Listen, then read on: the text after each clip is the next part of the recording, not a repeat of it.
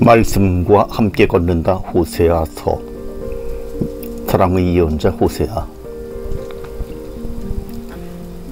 김영선 루시아 수녀.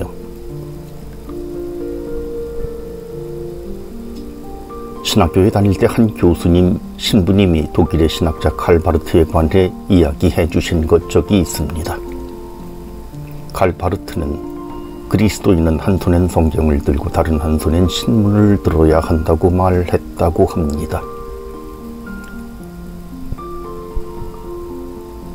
세상 가운데서 하느님 말씀을 실천하고 전하는 그리스도인이라면 하느님 말씀이 뿌려지고 싹이 터서 열매를 맺을 터전인 세상이 어떤 밭인지 알아야 한다는 뜻입니다. 그 밭에 돌이 많다면 돌을 골라내야 말씀이 쉽게 싹 틔울 수 있을 것이고, 그 밭이 너무 메마르다면 물을 주어야 할 것입니다.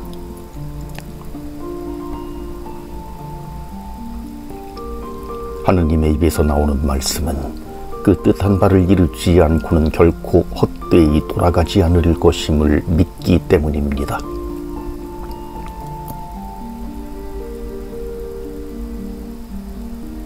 이번 달에 제가 희망의 샘물을 끌어올리려고 찾아갈 샘터는 호세아서입니다. 호세아가 예언자로 활동했던 시절이 우리 시대와 크게 다르지 않기 때문입니다. 호세아가 자신의 시대를 향하여 외쳤던 하느님 말씀은 분명 우리 시대에도 울림을 가질 것이기 때문입니다. 북이스라엘의 정치적 혼란기에 등장한 호세아 예언자. 호세아는 기원전 8세기에 활동한 예언자로 북왕국 출신입니다. 그는 북이스라엘의 임금 예로보암 2세 때부터 사마리아가 함락되기 직전까지 곧 북왕국이 정치적으로 매우 혼란스러웠던 시기에 예언 활동을 했습니다.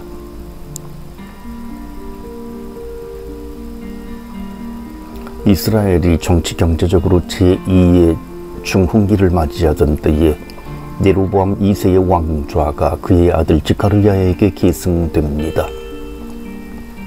그러나 즈카르야는 6달 만에 암살됩니다. 그를 시해한 살룸이 왕위에 오르지만 그도 관저에 오른 지 한 달 만에 므나헴에 의해 살해됩니다. 므나헴이 왕위에 올랐을 때는 아시리아가 팽창 정책을 적극적으로 펼칠 시기였기에 그는 해마다 은 1000탈렌트를 아시리아의 조공으로 바쳐야 했습니다. 그의 뒤를 이은 프카흐야는 통치 2년 만에 베카에 의해 살해됩니다. 베카 임금은 시리아의 르친 임금과 동맹을 맺고 아시리아의 팽창 정책을 저지해보려 하였지만 유다의 아하즈 임금이 아시리아의 티글랏 필에스르에게 도움을 요청하는 바람에 시리아 에프라임 동맹은 실패로 끝납니다. 결국 시리아는 멸망하고 북이스라엘은 사마리아 성읍을 제외한 모든 도성을 잃게 됩니다. 그리하여 북이스라엘의 많은 유민이 아시리아로 유배됩니다. 베카 임금도 살해되는데 그를 시해한 호세아 엘라의 아들이 북이스라엘의 마지막 임금이었습니다. 이처럼 북이스라엘의 정국이 혼란스러웠던 때에 예언자로 나선 호세아는 백성에게 현실을 직시하고 그 원인이 무엇인지 바라보게 합니다.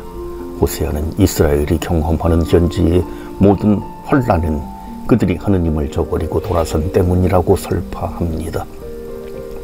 이스라엘의 성읍들이 범죄의 소굴이 되어버린 것도, 음모와 살인이 끊어지지 않는 궁정과 외세의 잦은 침입, 우상 숭배와 그릇된 경신례가 만연된 것도 이스라엘이 하느님을 잊고 그들에게 풍요와 안전을 가져다 줄 것으로 보이는 다른 신들을 찾아 나선 까닭이라고 말합니다.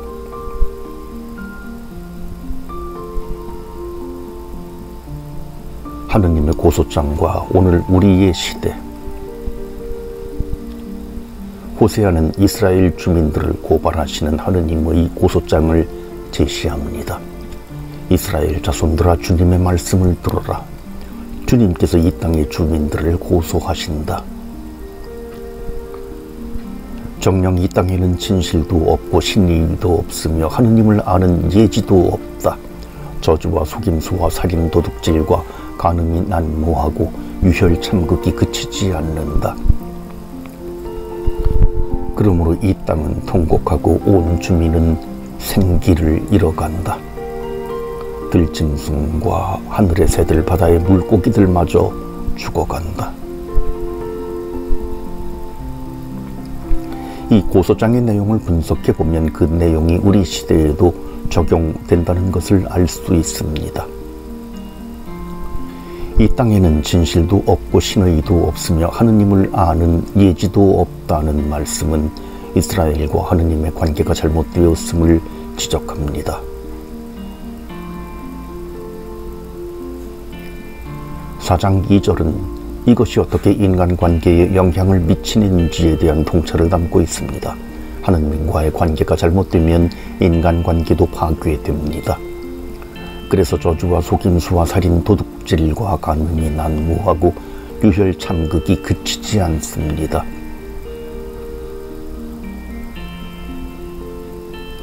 인간관계가 파괴되면 그 결과는 고스란히 자연에도 영향을 미칩니다. 그래서 들짐승과 하늘의 새들, 바다의 물고기들마저 죽어갑니다.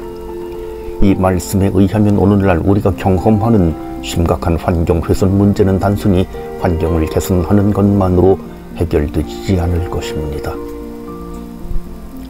인간이 하느님과 맺는 관계가 잘못되고 인간관계가 파괴되었다면 환경 문제를 근원적으로 해결하는 것은 불가능합니다.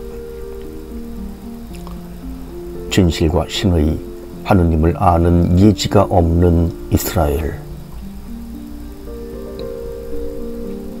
이스라엘의 진실과 신의, 하느님을 아는 예지가 없다는 말씀이 지적하는 현실은 무엇일까요?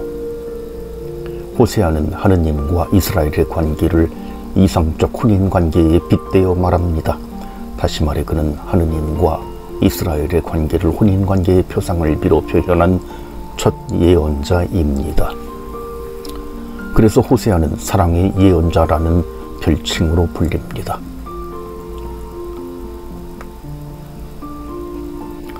이상적 혼인의 3대 특징은 상호성, 항구성, 배타성입니다.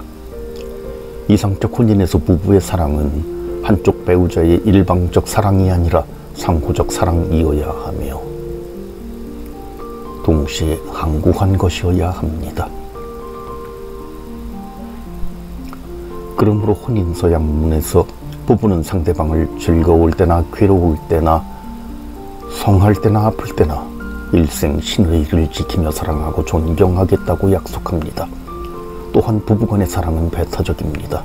배우자와 나누는 사랑은 오직 배우자만을 위한 것으로 다른 누구와 공유할 수 있는 것이 아니기 때문입니다. 이스라엘에게 신의가 없다는 지적은 이스라엘이 하느님과 나누어야 할 상호적 사랑의 결핍이 있음을 의미합니다. 하느님께서 이스라엘에게 한결같은 사랑, 헤세드를 베푸신다면 이스라엘도 신의 헤세드로 그 사랑에 응답해야 할 터인데 이스라엘은 하느님께 그 신의를 드러내지 않습니다.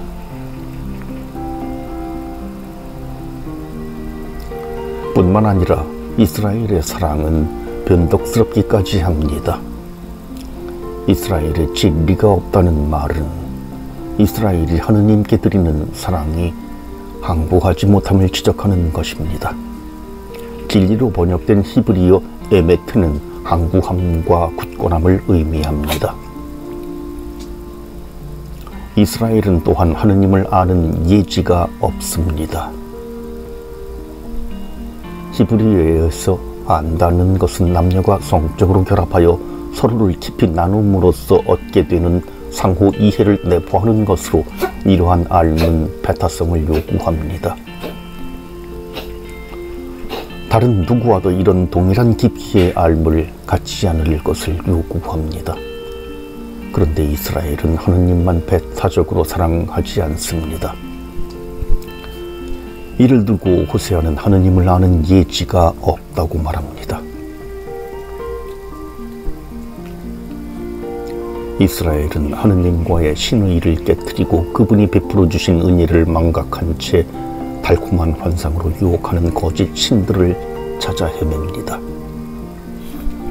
그들이 하느님과 멀어지면 멀어질수록 삶의 본질과도 멀어집니다. 그들이 누구이며 어디에서 왔고 어디로 가야 하는지 망각하게 됩니다. 그것은 자신에 대한 왜곡된 시선을 낳는데 자신에 대한 왜곡된 이해는 왜곡된 관계 맺음을 낳기 마련입니다.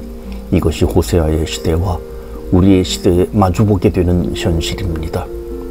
그래서 호세아는 하느님께 돌아오라고 간절하게 호소합니다. 하느님 밖에는 다른 구원자가 없다고 말합니다.